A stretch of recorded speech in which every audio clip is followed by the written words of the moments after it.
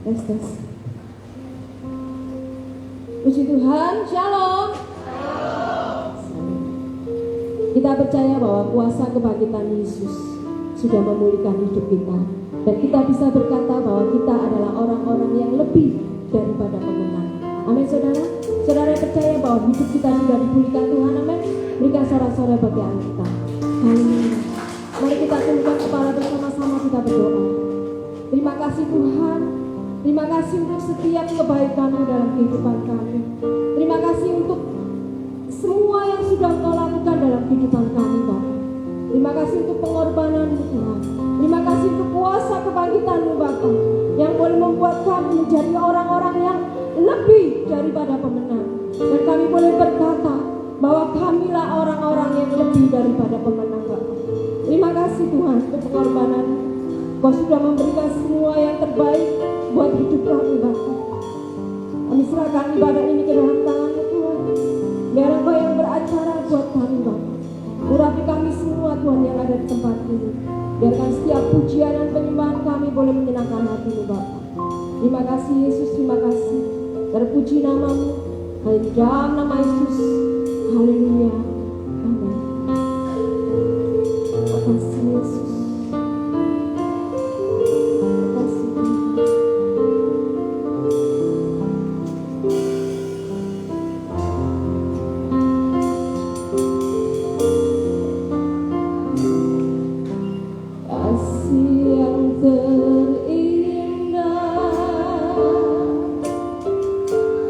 Hati yang mulia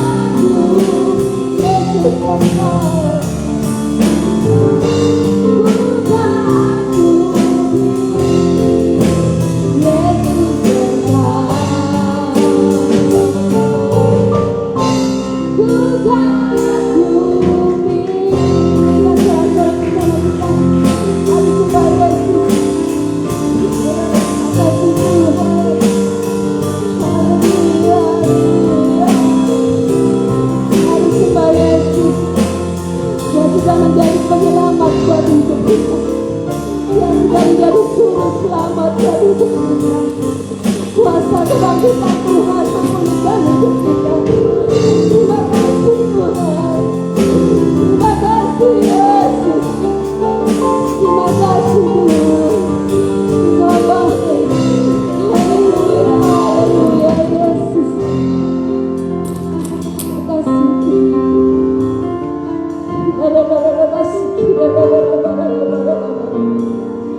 kami bersyukur Tuhan. Haleluya. Terima kasih Bapa.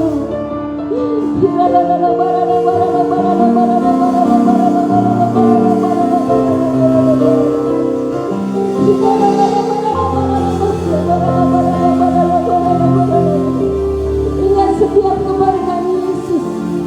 Mari mengingat setiap kebaikannya dalam hidup kita. Dia selalu ada buat hidup kita. Dia tidak pernah meninggalkan kita semua. Terima kasih Yesus. Terima kasih.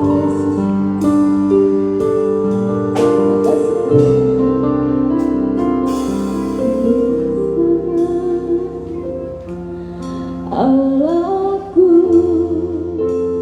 nyanyikan besar, Allahku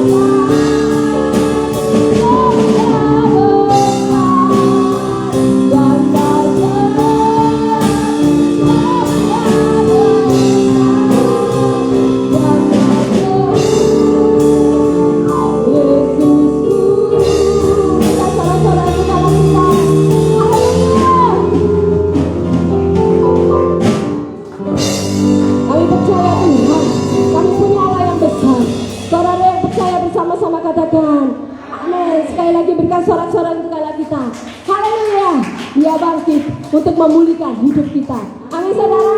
Haleluya.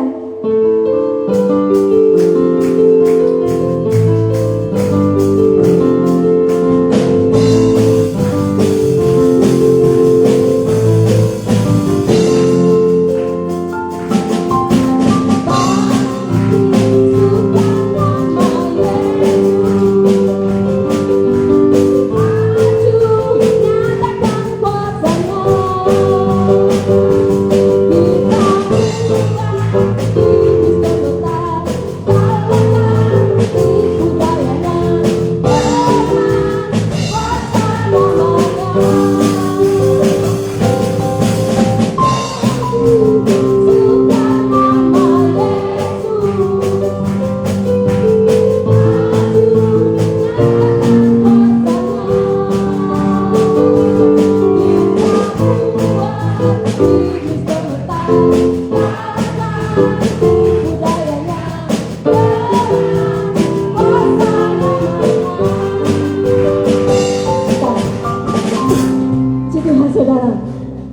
ada sesuatu yang tidak enak dalam diri saya yang membuat saya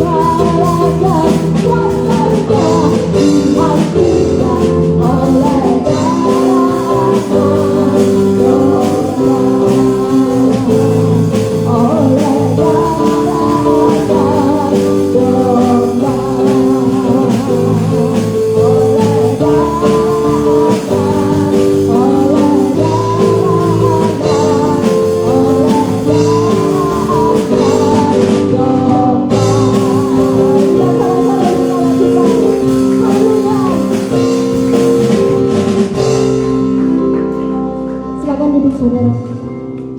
Puji Tuhan. Silakan duduk. Saya tidak kuat, urapannya terlalu kuat saudara. Bikin saya ini gemeter, kaki saya gemeter saudara. Jantung saya ini deg-deg gitu saudara. Jadi ada kuasa yang tidak bisa saya tolak. Saya ingin Tuhan, saya tidak mampu.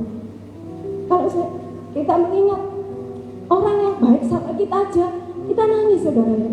Begitu baiknya dia sama kita. Apalagi pengorbanan Tuhan Yesus yang sudah memberikan hidup kita, hidupnya buat kita. Sampai sesuatu yang dipandang hina oleh manusia, Tuhan Yesus tidak pernah memandang hina kita. Tuhan Yesus tidak pernah memandang ngomong, kamu gak berharga, kamu sudah najis, kamu sudah hina. Tidak.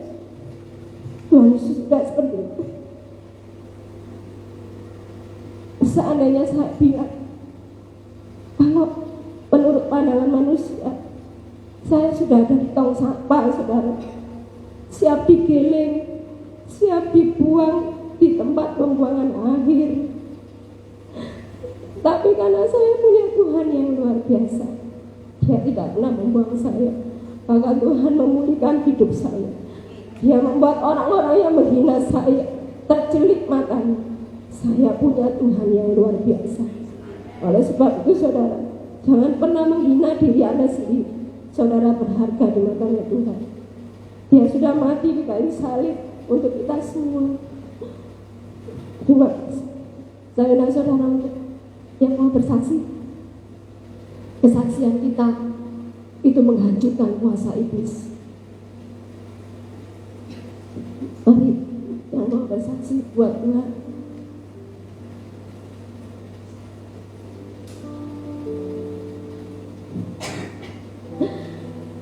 Puji Tuhan. Kalau tidak ada, mari kita siapkan hati kita. Kita datang kepada Tuhan.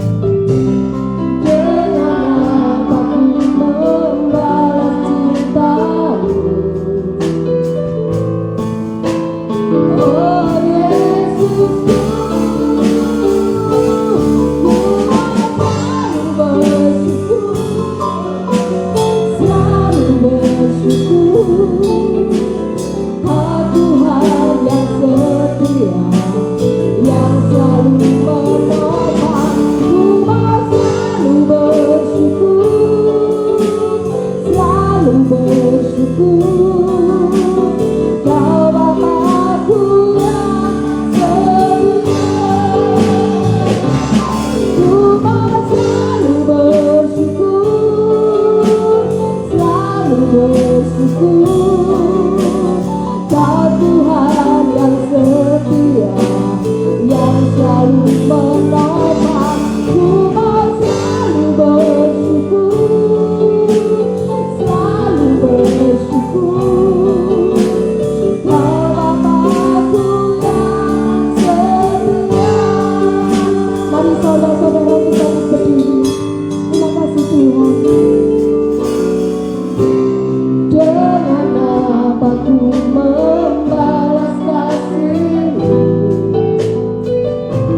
yang ku terima darimu.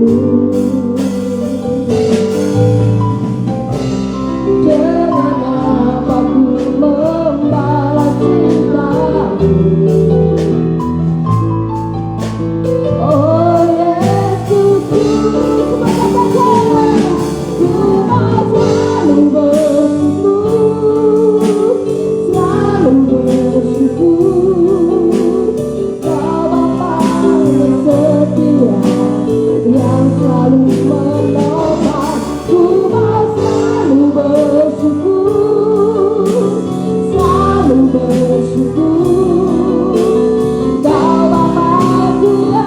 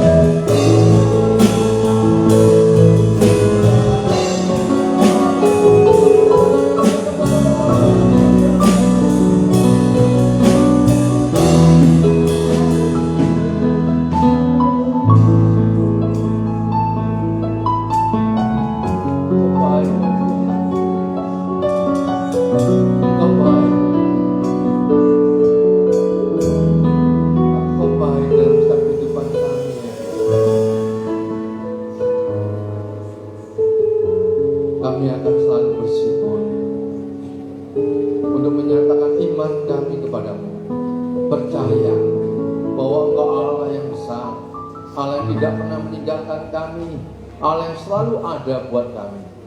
Terima kasih Tuhan, terima kasih.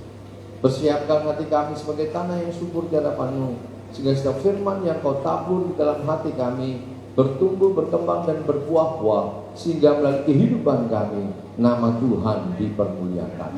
Terima kasih Tuhan, terima kasih untuk semua yang Tuhan sudah kerjakan, Tuhan lakukan dalam setiap kehidupan kami. Hanya di dalam nama Tuhan Yesus, semua yang siap mendengarkan firman Tuhan katakan amin. Silakan duduk Bapak Ibu. Shalom. Ya, puji Tuhan, haleluya. Sebelumnya saya mengucapkan selamat hari Paskah ya. Ini ya pagi-pagi sudah ditanya ya, Paskah, ada yang ngomong Happy Easter, Happy Passover ya kan, padahal podo ya. Saya tahun lalu saya sudah bahas itu, jadi kita tidak perlu bahas-bahas lagi. Tapi kalau misalkan ada yang nggak tahu silakan tanya ya. Jadi ada orang yang memang nggak suka dengan waktu itu ya, tahun 1700-an itu tidak suka sama Katolik ya, sehingga apa yang dilakukan sama gereja Katolik ya kan, itu seperti pakai telur, ya kan. Wah, tradisi, ada kelinci pasca, ya kan. Ada Sinterklas. Ya. Itu menjadi masalah, padahal itu hanya kontekstualisasi, ya. Kalaupun misalkan ada, wah itu ada kaitannya sama Dewa Ishtar dan sebagainya, itu hanya aja kita sudah bahas itu ilmu gatuk, ya. Jadi tidak ada kaitannya, karena pencipta kata Ishtar sendiri itu William Tyndale itu seorang teolog, ya, tidak sembarangan, ya. Itu pun memang baru muncul setelah Martin Luther, zaman itu, ya, William Tyndale itu ya sekitar segituan. Nah, itu pun dia memunculkan didasarkan dari arti kata sendiri. Artinya Easter itu kebangkitan. Karena apa? Itu diambil dari bahasa Inggris kuno, gitu. Kalau ada kaitannya sama Easter, itu lain. Itu cerita di Alkitab memang ada satu, saya lupa namanya, Woodrow Wilson kalau nggak salah. Itu nggak suka, dia tulis buku, gitu ya, menceritakan ini kaitannya sama Nimrod dan sebagainya, Dewa Ishtar dan sebagainya. Padahal nggak ada kaitannya sama sekali. Ya sudah dipublikasikan kemana-mana, bikin buku, dibaca banyak orang. Akhirnya apa? Menyesatkan orang. Makanya saya katakan, untuk seseorang yang berani berdiri di atas mimbar untuk menyampaikan firman Tuhan, atau dia menulis buku, itu betul-betul harus didoakan. Percaya, kenapa? Jangan sampai nanti ketika itu sudah beredar ternyata salah, dan itu akhirnya apa? Membuat orang tersesat. Saya nggak mau ngomong Happy Easter, saya mau ngomong Happy Passover. Wah, ya kalau yang pas apa? Pasca, ya, dari bahasa Yunani. Ya, pasca, sama saja dari kata pesah, ya sama.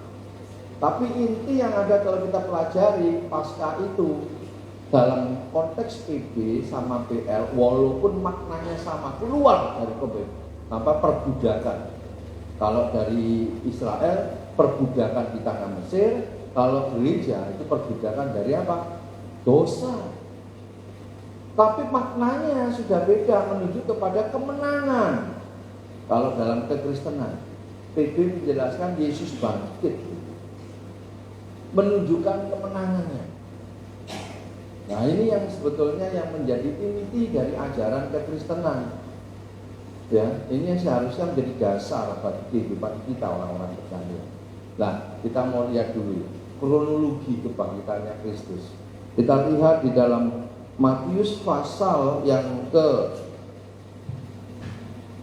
27 ayat 62 sampai ayat pasal 28 ayat yang ke-20. Panjang ayatnya, ya. Kalau ini sifatnya kronologi. Sudah ketemu Bapak Ibu? Amin. Haleluya. Amin. Amin. Amin. Semangat. Amin. Amin. Ya. Saya memaklumi karena ada yang belum makan. Ya, saya bacakan. Keesokan harinya, yaitu sesudah hari persiapan, datanglah imam-imam kepala dan orang-orang Farisi bersama-sama menghadap Pilatus. Dan mereka berkata, Tuhan, kami ingat bahwa si penyesat itu sewaktu hidupnya berkata, sesudah 3 hari aku akan bangkit. Karena itu perintahkanlah untuk menjaga kubur itu sampai hari yang ketiga. Jikalau tidak, murid-muridnya mungkin datang untuk mencuri dia, lalu mengatakan kepada rakyat, ia telah bangkit dari antara orang mati, sehingga penyesatan yang terakhir akan lebih buruk akibatnya daripada yang pertama. Kata Pilatus kepada mereka, ini penjaga-penjaga bagimu, pergi dan jagalah kubur itu sebaik-baiknya. Maka pergilah mereka dengan bantuan penjaga-penjaga itu. Mereka memeterai kubur itu dan menjaganya. Di pasal 28. Setelah hari Sabat lewat, menjelang menyingsing fajar pada hari pertama minggu itu, pergilah Maria Magdalena dan Maria yang lain menengok kubur itu. Maka terjadilah gempa bumi yang hebat, sebab seorang malaikat Tuhan turun dari langit dan datang ke batu itu dan menggulingkannya, lalu duduk di atasnya. Wajahnya bagaikan kilat dan pakaiannya putih bagaikan salju. Dan penjaga-penjaga itu gentar ketakutan dan menjadi seperti orang mati. Akan tetapi malaikat itu berkata kepada perempuan-perempuan itu, "Janganlah kamu takut, sebab aku tahu bahwa kamu mencari Yesus yang disalibkan itu. Ia tidak ada di sini sebab ia telah bangkit sama seperti yang telah dikatakannya. Mari lihatlah tempat ia berbaring." Dan segeralah pergi dan katakanlah kepada murid-muridnya bahwa ia telah bangkit dari antara orang mati. Ia mendahului kamu ke Galilea, di sana kamu akan melihat dia. Sesungguhnya aku telah mengatakannya kepadamu. Mereka setelah pergi dari kubur itu dengan takut dan dengan sukacita yang besar dan berlari cepat-cepat untuk memberitahukan kepada murid-murid Yesus. Tiba-tiba Yesus berjumpa dengan mereka dan berkata, "Salam bagimu."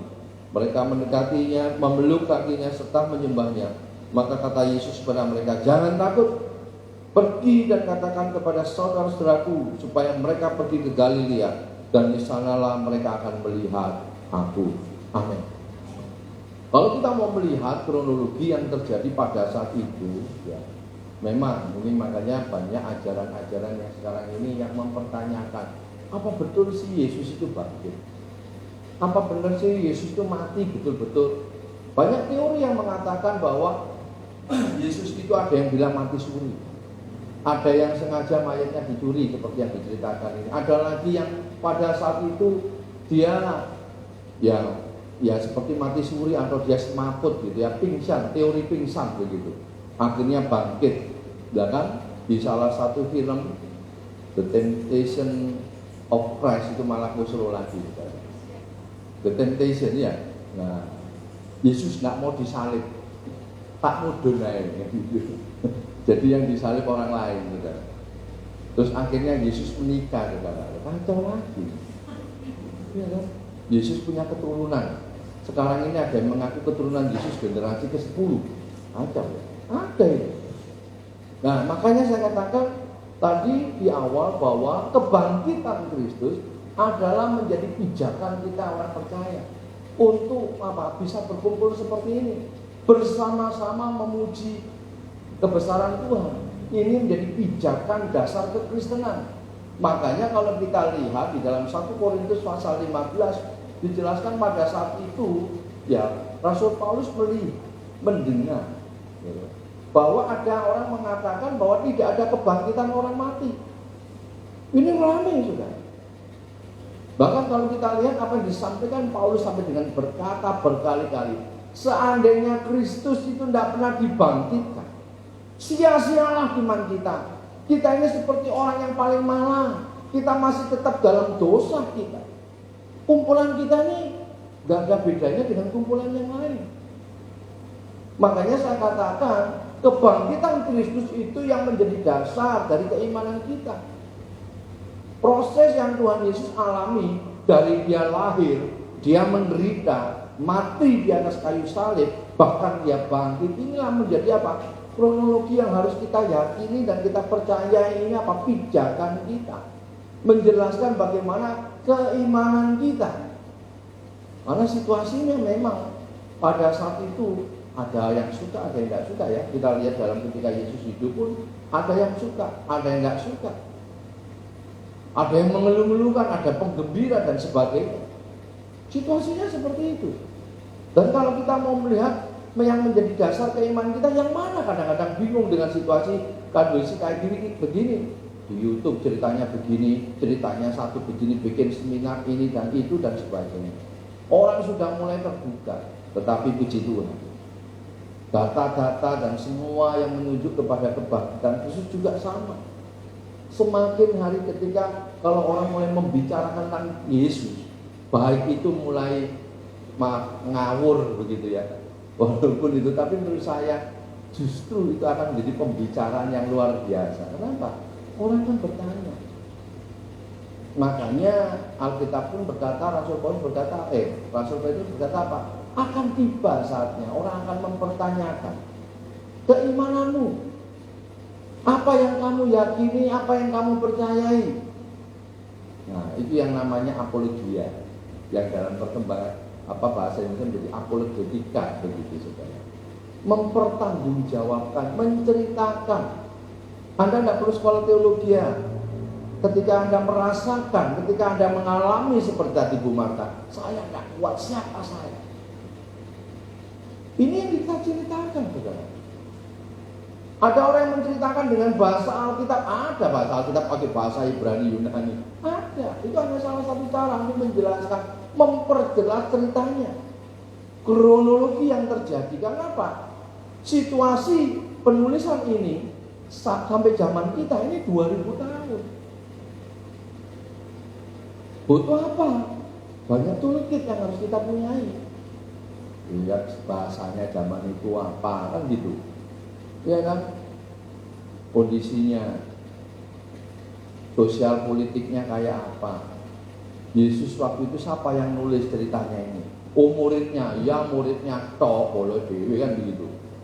Tapi ada sejarawan yang lain yang bukan percaya Yesus, ada yang tidak percaya Yesus, seperti Yosefus itu menurut cerita sejarah, dia ini adalah pengkhianatnya orang Israel, tetapi bentuk rasa bersalahnya dia membalas itu, dia tulis sejarah peristiwa-peristiwa yang terjadi pada saat itu. Bahkan dia menulis menceritakan yang namanya Yesus disiksa sampai disalib. Dia cerita apa adanya. Dia bukan orang Kristen. Jangan ngomong nama Yosefus, Yosef itu orang Kristen, tidak, itu nama Yahudi, kan gitu. Yusuf, Yosef, loh iya. Maria itu ngomong pada saat itu nama itu. Jadi kalau kita mau melihat, memang peristiwa yang terjadi benar-benar menjadi apa? Satu hal kepada kita, untuk kita ini belajar benar-benar. Makanya ayo belajar firman Tuhan. Baca, nggak ngerti tanya. Makanya kenapa kita ada pengakuan iman rasuli apostolik? Tujuannya supaya Bapak Ibu yang ada di sini tidak cuma saya ke gereja, tidak. Tapi Anda meyakini apa yang Anda yakini, yang benar di antara yang benar. Jangan sampai apa yang Anda lakukan semua ini sia-sia. Kalau semuanya ini sia-sia, wah, saya paling berdosa di sini. Yang membawa Anda hanya apa? Kepada hal-hal yang jasmani. Padahal tujuannya adalah membawa kita sama-sama untuk mengenal Yesus yang benar, untuk mengenal Allah yang benar. Supaya apa? Pada saat nanti akhirnya kita sama-sama akan menghadap kepada yang ilahi, yaitu Yesus Kristus, di mana kita semua akan dihadiri, Bapak Ibu. Oh iya, saya ini pasti dihadiri yang paling banyak itu gembala nih, kan gitu. Sengaja, kan gitu. Salah, waduh ini bisa nimbruk tok saya di situ ya. Loh ini ya Bapak Ibu. Karena apa? Ketika saya salah mengajar, berarti saya sudah mulai menyesatkan banyak orang. Merubah ini, bahaya ya. Makanya saya katakan pelajari baik-baik. Kenapa selalu saya titik-titik pakai bahasa asing? Bukan karena saya ingin hebat, bukan. Ini menjadi jawaban dari saya sejak awal, dari ketika saya belajar. Kenapa? Karena seringkali bingung nonton korban ini, ngomong kok gini. Iki pendeta ini kok beda lagi. Ini kok beda lagi. Yang benar yang mana? Yang satu pakai bahasa Inggris, versi ini, versi A, versi B, versi C. Yang lain yang ngomong, aku tak pakai bahasa Jawa saja. Repot. Tak podo kabeh ya kan. Kenapa? Makanya saya bilang daripada ruwet-ruwet, belajarnya apa? Pakai bahasa asli. Memang harus berjuang, tetapi setidaknya memberikan kepada kita pengertian. Oh, ini maksudnya seperti yang tadi di Gaskalia, ya kan? Kenapa kok Yesus bangkit itu habis itu toto-toto kan gitu? Kain lambenya itu dilipet ya, ada yang digulung ya, bahasa yang lain itu dilipet ya. Sing dilipet, sing bener sing. Makanya apa, dari bahasa asli menjelaskan memang tradisinya orang Yahudi, ya ini kaitannya dengan kebangkitannya. Itu kalau distoto begitu, kalau orang makan, ya kan? Kalau bosnya makan, dia terus gini,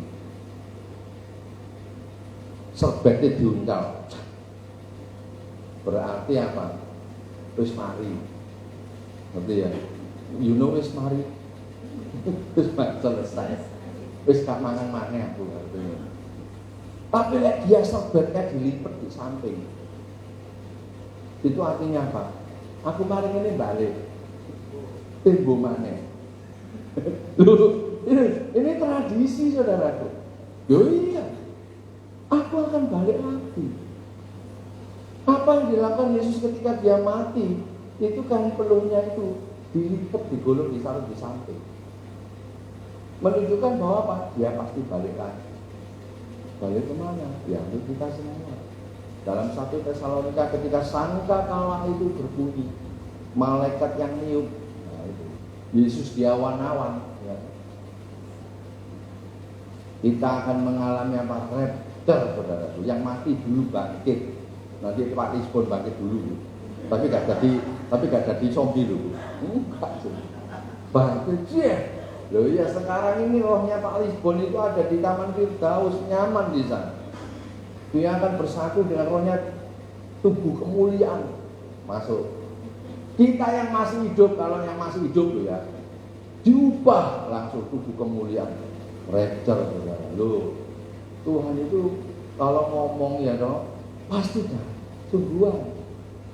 Ya kan, ditanya aja yang seringkali dabrus ya, dabrus, ya kan. Sampai ada lagunya, kau yang berjanji, kau yang Yesus tak begitu, saudara. Ya. Yesus tak begitu. Dia benar-benar akan kembali, saudara. Ya, dia akan menyatakan, dan apa yang kita lakukan ini adalah hal yang menunjukkan apa? Dasar keimanan kita bahwa Yesus sudah bangkit. Yesus benar-benar menyatakan kuasanya, kasihnya kepada kita. Bentuk nyatanya apa? Dia tidak cuma mati di atas kayu salib, tapi dia menyatakan apa? Bahwa dia memang berkuasa, bahwa dia adalah firman Allah yang jadi manusia. Bahwa dia menunjukkan keteladanan bahwa apapun yang kita alami, penderitaan yang kita alami, yang mungkin kita ngomong saya ini paling soro sak dunia, ya kan? Ada lagunya kan? Tapi saya tidak mau nyanyi. Lagu itu ya, lagu lama ya iya.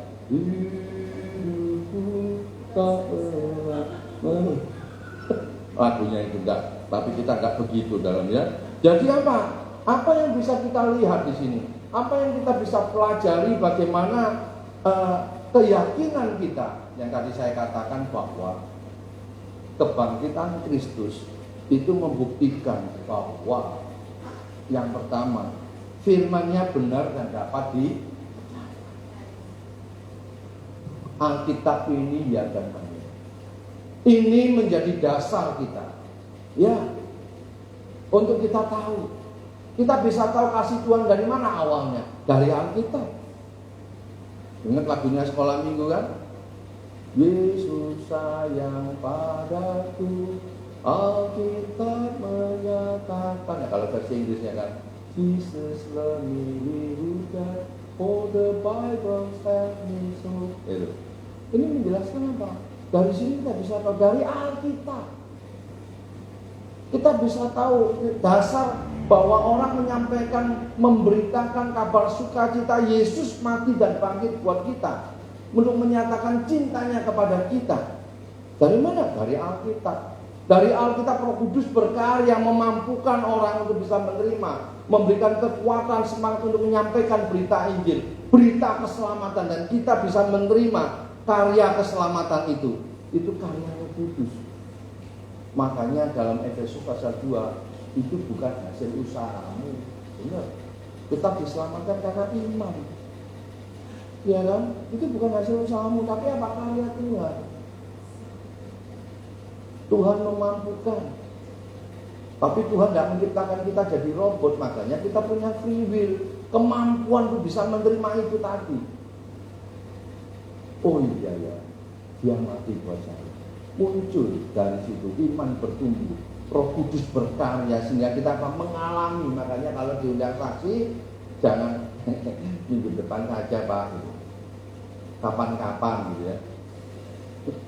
Bersaksi itu ya, kasih Bapak Ibu ya, itu adalah pengalaman kita bersama dengan Tuhan. Kalau maaf ya Bapak Ibu yang sudah menikah, ditanyain, Bu, ya apa bojomu? Jawabannya apa, Bu? Mencekno. Itu berarti apa? Kesaksiannya buruk bahasanya. Loh ya, dulu kelihatannya diam-diam, sekarang kok cerewet. Tuh repot ya.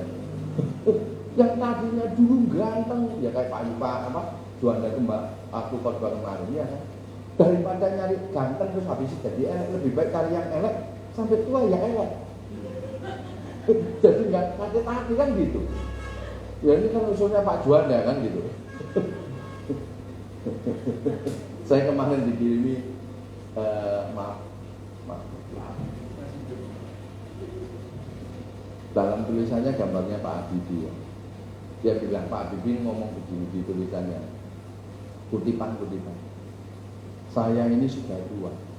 Kalau seandainya saya disuruh milih, dulu hebat di ilmu penerbangan sama ilmu agama, saya pilih ilmu agama. Dia bilang, dulu aku masih gagal. Wah, sekarang aku tidak bisa. Mau sembahyang aja sulit. Mau ke tempat ibadah jalannya sulit. Semuanya gemeteran, ditutup, dia bilang.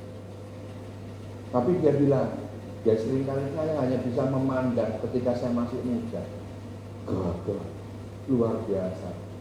Ya, di sini dia membayangkan, mengingat begitu. Bisa dibayangin apa saudara?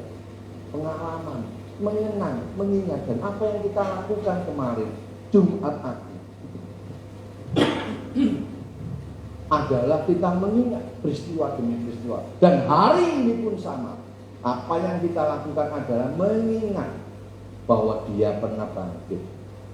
Dia menyatakan imannya, menunjukkan bahwa supaya iman kita ini tidak sekedar kita percaya membabi buta, tapi kita benar-benar mengalami peristiwa apa? Mengalami sendiri.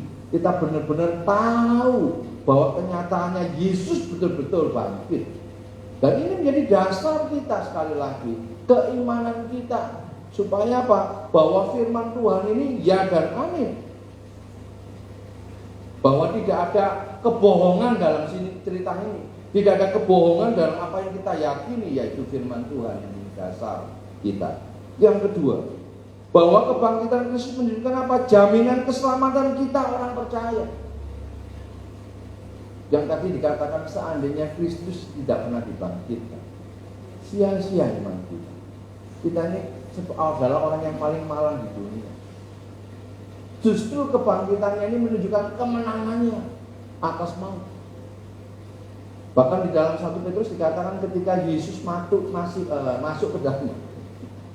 dalam dunia mati, dia memberitakan, ini kata memberitakan Injil ini yang seringkali disalahpahami orang. Dikira Yesus memberitakan Injil, saudara, sampai ada orang yang menginjili di kuburan-kuburan.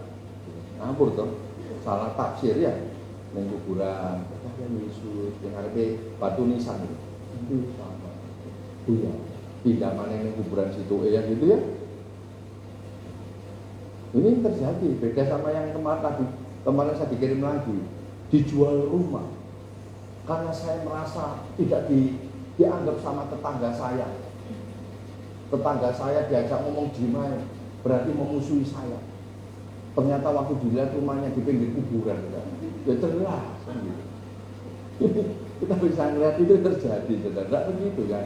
Ya, tapi setidaknya kita bisa tahu kembali lagi bahwa apa yang difirmankannya itu benar. Yang kedua menjadi jaminan keselamatan kita, yang memberikan keyakinan bahwa apa yang saya lakukan hari-hari ini, apa yang saya lakukan ketika saya percaya mengakui Yesus sebagai Tuhan dan Juru Selamat saya, adalah memberikan keyakinan buat saya bahwa Yesus adalah satu-satunya jalan. Akulah jalan, kebenaran, dan hidup. Tidak ada seorang pun yang datang atau sampai kepada Bapa kalau tidak melalui aku. Wah, keren juga. Dalam bahasa Arab keren. Ana wa thoriqun. Yang tahu jalannya, ya, yang nganter sampai ke tempatnya. Nah, keren ya. Luar biasa. Jadi setidaknya kita bisa tahu bahwa Yesus adalah jalan. Yang ketiga, menunjukkan jaminan kesetiaan Allah pada kita. Kata setia, bahasa aslinya pistis, itu artinya dapat dipercaya. Berarti apa? Dia berjanji pasti datang. Dia berjanji pasti selamat. Dalam Injil Yohanes dikatakan, di mana aku naik ke surga lu menyediakan tempat bagimu. Di mana aku berada, kamu pun berada. Ini setidaknya memberikan keyakinan, kekuatan buat kita. Apapun yang kau alami hari-hari ini, masalah itu biasa terjadi. Yesus sudah menunjukkan keteladanannya buat kita. Kadang-kadang lupa, saya diperlakukan tidak adil. Percaya, Yesus sudah lebih dulu. Pak, saya mengalami ini, kok ada orang itu yang melakukan baik secara fisik, ada yang tidak kelihatan. Ya, dikirim-kirim dia. Kalau dikirimin jajan tidak apa-apa, saudara. Dikirimi paku, dikirimi macam-macam itu, saudara. Lu ada, saudara. Ya, beberapa waktu yang lalu saya ditelepon. Yang sebelumnya kita sudah layani bersama pembantu rumah tangga. Gara-gara istri suaminya ini dia pisah sama suaminya, dan suaminya tidak suka. Ini juga berhubungan dengan harta, bunuh diri. Akhirnya apa? Kirimi macam. Jadi dibuat paranoid gitu. Dan lucunya, rupanya ini suka nonton YouTube juga. Yang ditonton itu Pastor Daltoni.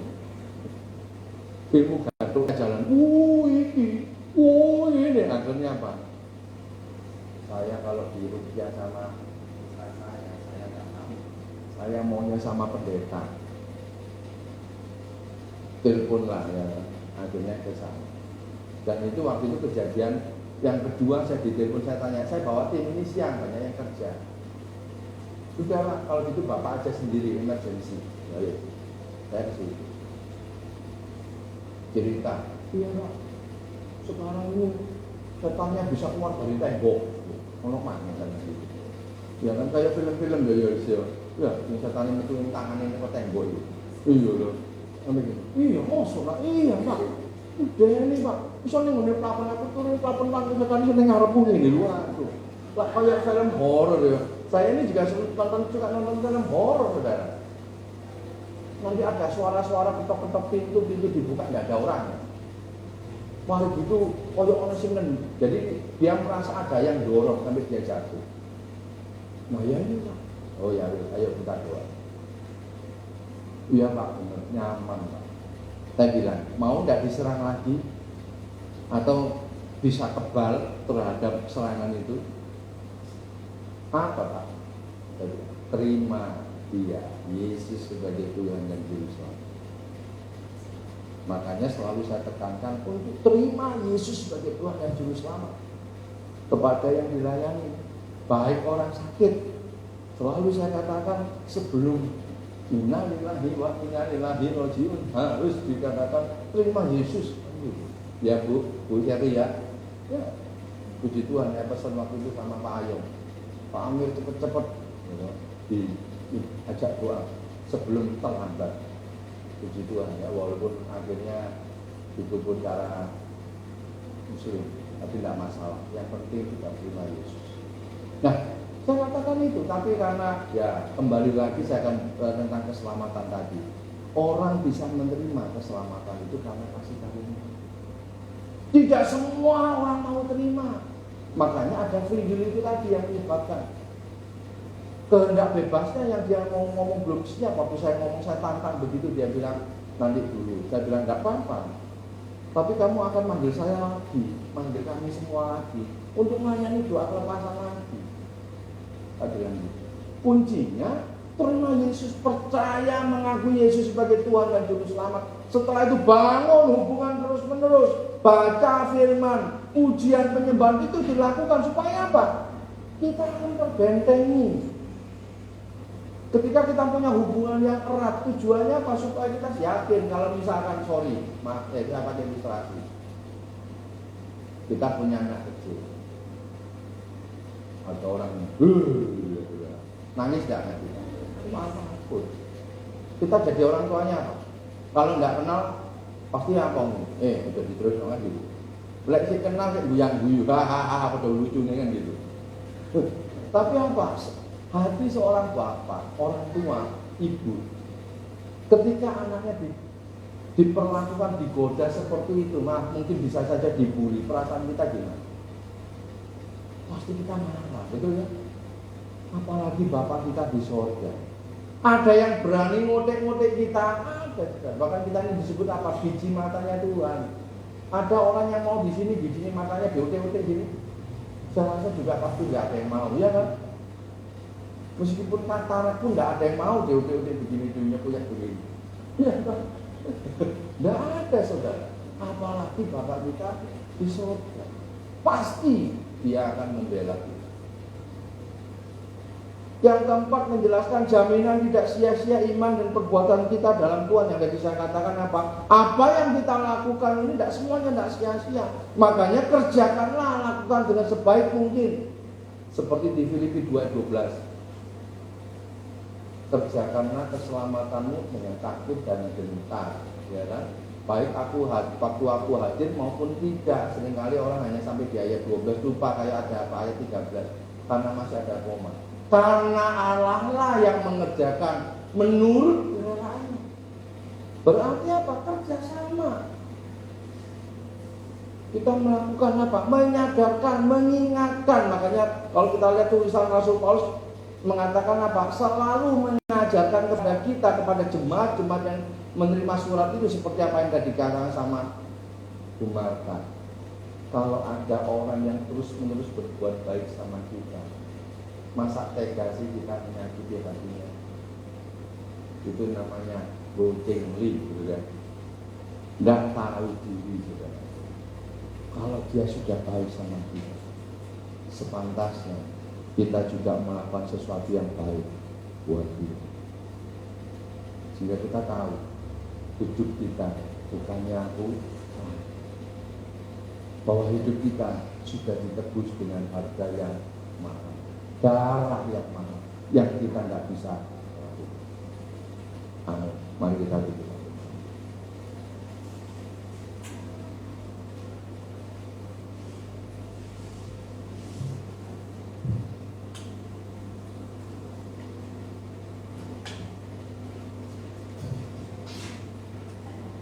Kebangkitan Kristus memberikan kepada kita kekuatan, semangat, dan memberikan keyakinan kepada kita bahwa ada hari esok. Mari kita renungkan berdoa. Selama ini mungkin kau khawatir, kau takut. Yakinlah bahwa kita punya Tuhan yang hebat, Tuhan yang luar biasa, yang tidak pernah meninggalkan kita, selalu ada buat kita. Bahkan kemenangannya itu diberikan pada kita. Makanya kita disebut jadi orang-orang yang lebih daripada pemenang. Jadi gak usah takut, gak usah khawatir, serahkan sama Tuhan. Gloria. Bahwa hidup ada hari esok, sia hidup ku tak gentar, karena ku tahu dia pulang hari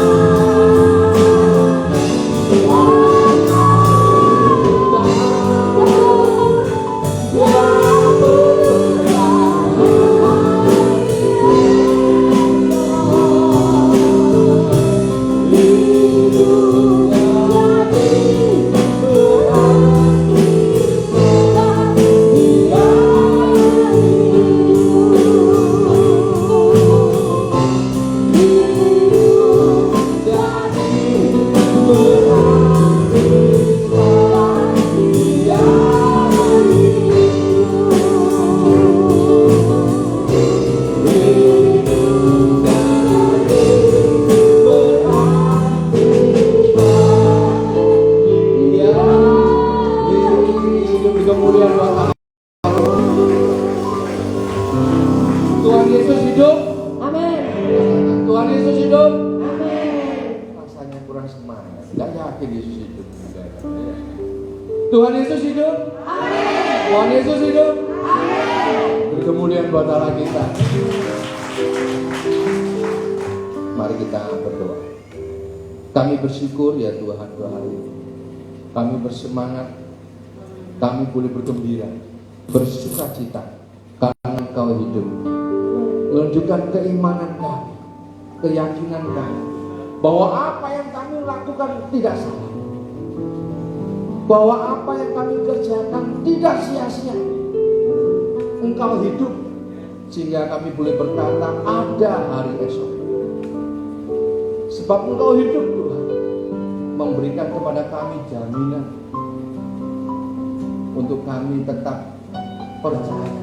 Tidak ada satu kuasa pun yang dapat menyentuh kami. Tidak ada satu kuasa pun yang membuat kami jatuh. Karena Engkau hidup. Karena itu Tuhan, sepantasnya kami membalas kebaikan Tuhan. Kami mau jadi orang yang tahu diri. Tuhan sudah mengerjakan sesuatu yang besar buat kami. Mati di atas kayu salib. Bahkan Kau menang atas maut. Dan biarlah pada hari ini Engkau tahu keberadaan kami masing-masing. Engkau tahu permasalahan kami masing-masing. Tapi pada hari ini kami yakin bahwa Engkau hidup, ada hari esok. Engkau hidup ya Tuhan, yang menyembuhkan, memulihkan kami, untuk kami terus bersemangat. Dan biarlah kami memiliki hati yang bijaksana, menggunakan waktu kami, hidup kami, karena kami tahu hidup itu adalah kesempatan yang Tuhan berikan kepada kami. Jadikan kami orang yang tahu diri. Terima kasih, terima kasih. Sehingga kami pulang dari tempat ini, kami menang atas segala masalah. Kami pulang dari tempat ini memperoleh kesembuhan daripada Tuhan. Kami pulang dari tempat ini memiliki keyakinan yang teguh bahwa kami adalah orang-orang yang lebih daripada pemenang. Terima kasih, terima kasih untuk semua. Hanya di dalam nama Tuhan Yesus kami berdoa dan ucap syukur. Haleluya, amin. Puji Tuhan, haleluya.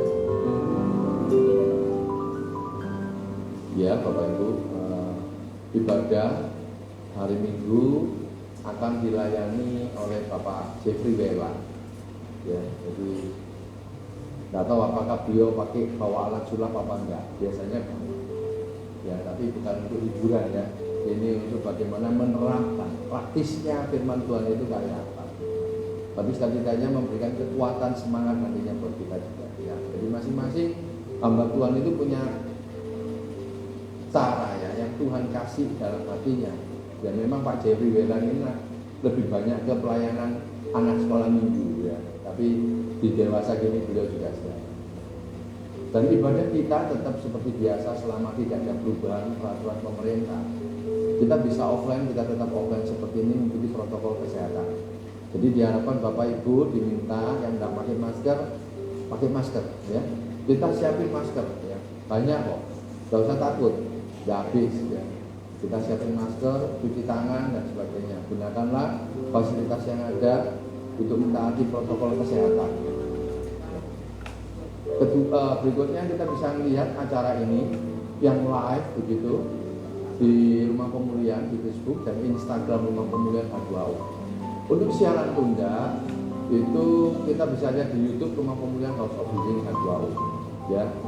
Doakan untuk kami bisa menyiapkan sesuatu yang baik, kameramen dan sebagainya untuk siaran langsung di YouTube juga.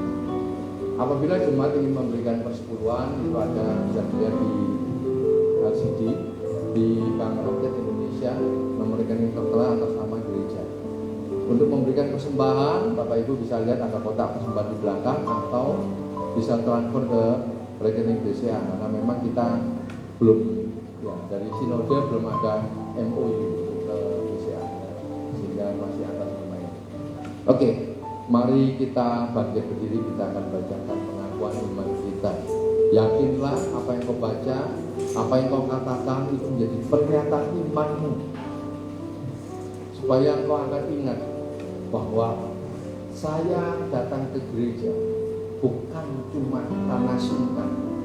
Saya datang ke gereja karena saya yakin, saya percaya apa yang saya imani, apa yang memberikan keselamatan dalam hidup saya hanya ada di dalam Yesus. Mari kita baca.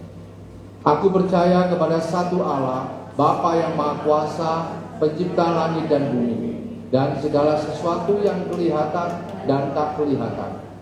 Dan kepada Tuhan Yesus Kristus, Putra Allah yang tunggal. Ia lahir dari Bapa sebelum segala abad, Allah dari Allah, terang dari terang, Allah yang benar dari Allah yang benar.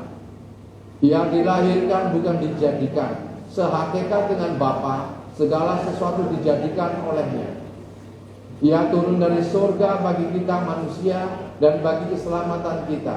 Dan ia dikandung oleh Roh Kudus, dilahirkan dari perawan Maria, sehingga menjadi manusia. Ia disalibkan bagi kita pada pemerintahan Pontius Pilatus. Ia mati di dalam penderitaan dan dikuburkan. Pada hari ketiga ia bangkit menurut kitab suci. Ia naik ke sorga, duduk di sebelah kanan Bapa, dan ia akan kembali dengan kemuliaan, mengadili orang yang hidup dan yang mati, dan kerajaannya tidak akan berakhir. Aku percaya kepada Roh Kudus, Tuhan yang memberi hidup, yang berasal dari Bapa, yang bersama Bapa dan Putra disembah dan dimuliakan. Ia berfirman dengan peranggalan para nabi. Aku percayakan gereja yang satu, kudus dan am, dan rasuli. Aku mengakui satu baptisan dan penghapusan dosa. Aku percaya dan menantikan kebangkitan orang mati dan kehidupan di dunia yang akan datang yang kekal. Amin.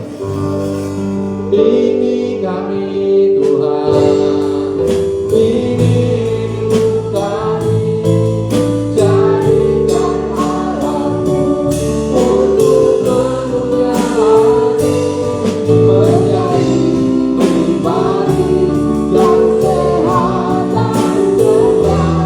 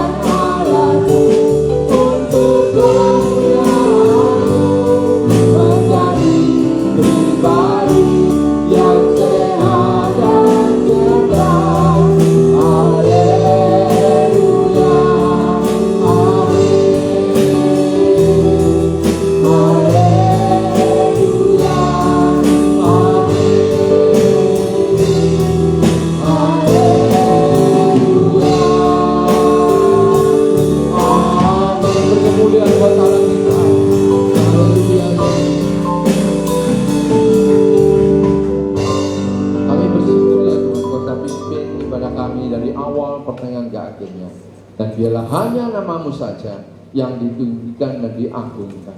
Dan sebelum kami berpisah, kami menaikkan doa syafaat kami untuk bangsa dan negara kami, Republik Indonesia. Tuhan, pulihkan negeri kami, bangsa kami. Rubah konsep berpikirnya Tuhan, untuk bersejak bersatu, untuk NKRI harga mati, untuk menyadari bahwa semuanya negara ini karena ada yang lain, karena ada orang-orang yang lain yang mempunyai hati yang sama untuk berdirinya negeri. Pakai ya Tuhan, pemimpin kami, dari Bapak Presiden, Wakil semua staf menteri, pejabat tertinggi, negara yang di pusat maupun yang di daerah. Beri takut akan Tuhan, berikan kekuatan kesehatan kepada Tuhan, otoritas kepada Tuhan, sehingga setiap keputusan yang mereka ambil Tuhan berpihak kepada rakyat, untuk kesejahteraan rakyat Indonesia. Dan biarlah Tuhan, terutama anak-anak-Mu yang andil di dalam pemerintahan, eksekutif, legislatif, yudikatif, Tuhan, pakai mereka, sadarkan mereka, untuk mereka menjadi garam dan terang, untuk membantu perkembangan, pembangunan Indonesia. Terima kasih. Kami juga berdoa untuk para hamba Tuhan, gereja Tuhan yang jemaat yang dalam minggu-minggu ini mereka juga melakukan aktivitas ibadah mereka. Tuhan, lawatan-Mu dalam kehidupan mereka, kehidupan rumah tangga mereka. supaya apa yang Kau kerjakan Tuhan, mereka boleh merasakan kasih Tuhan, kuasa pembelaan Tuhan dinyatakan dalam kehidupan. Kami juga berdoa untuk pemilik pagi ini bisa memfasilitasi kami ya Tuhan.